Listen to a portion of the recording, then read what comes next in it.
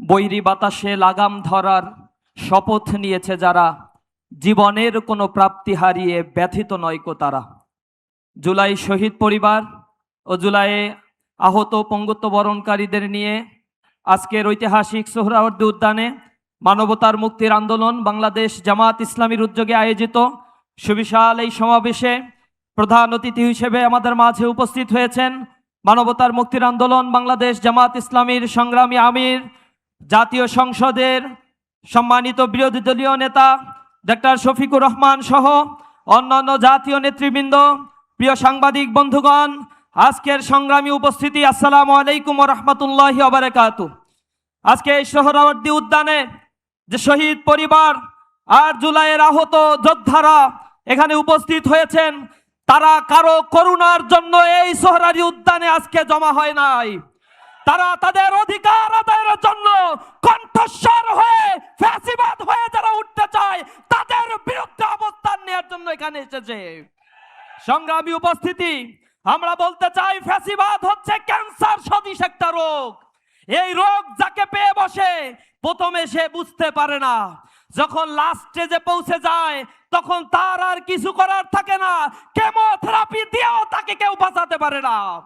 আজকে যারা ফ্যাসিবাদ হয়ে উঠতে চাচ্ছেন, গণভোটকে অস্বীকার করছেন, মানবাধিকার কমিশনের অধ্যাদেশকে বাতিল করার মতো দুঃসাহস দেখিয়েছেন, গুম খুন অধ্যাদেশকে বাতিল করার জন্য পায়তারা করেছেন, ব্যাংক রেজুলেশন অধ্যাদেশ মডিফাই করে ফ্যাসিবাদের দালালদেরকে পুনর্বাসন করার চেষ্টা করেছেন, তাদের পরিণতি ঠিক আওয়ামী ফ্যাসিবাদের মতোই হবে। আজ জুলাই যোদ্ধাদেরকে আক্রান্ত করা হচ্ছে।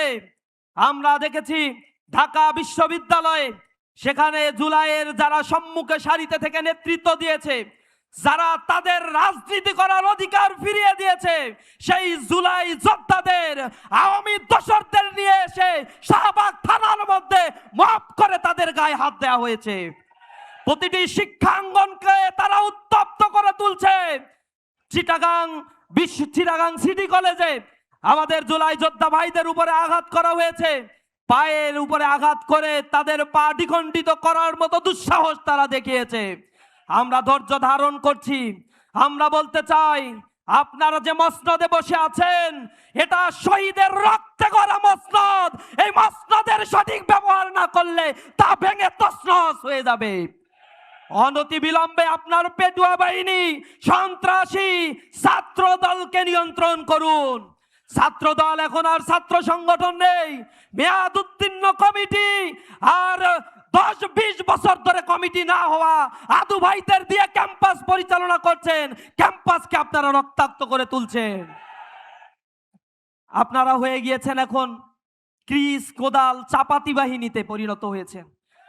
এই ছাত্র সংগঠনকে কাজে লাগিয়ে পুরো বাংলাদেশকে উত্তপ্ত করার চেষ্টা করেছিল ছাত্রলীগ।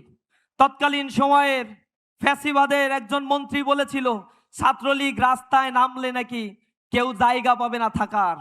ঠিকই তারা বাংলাদেশ থেকে বিতাড়িত হয়েছে।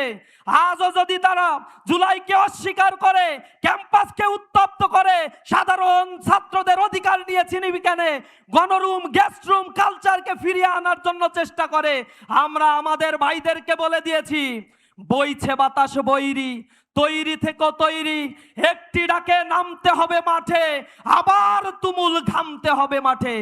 শত্রু আজও বন্য, সুযোগ খুঁজে হন্য, খামছে ধরে কখনো সবুজ লাল, দূর আকাশে উঠছে শকুন পাল, খামছে ধরে কখন সবুজ লাল। আমরা রাস্তায় নামার জন্য প্রস্তুত আছি, অপেক্ষা করছি তোমাদের শুধরানোর। শুধরে যদি না যাও তাহলে পরিণতির অপেক্ষা করো। জুলাই যোদ্ধারা আজ একত্রিত হয়ে শাহবাগ পৌঁছান থেকে যে কণ্ঠস্বর উচ্চকিত করেছে, সমর্থন দিয়ে যারা এখানে সমবেত হয়েছে, সরকারকে বলতে চাই, তাদের এই আওয়াজগুলো বোঝার চেষ্টা করুন। অনতি বিলম্বে জুলাই সনদকে বাস্তবায়ন করুন, গণভোটের রায় বাস্তবায়ন করে বাংলাদেশকে একটি সমৃদ্ধ বাংলাদেশ গড়ার জন্য কাজ করুন।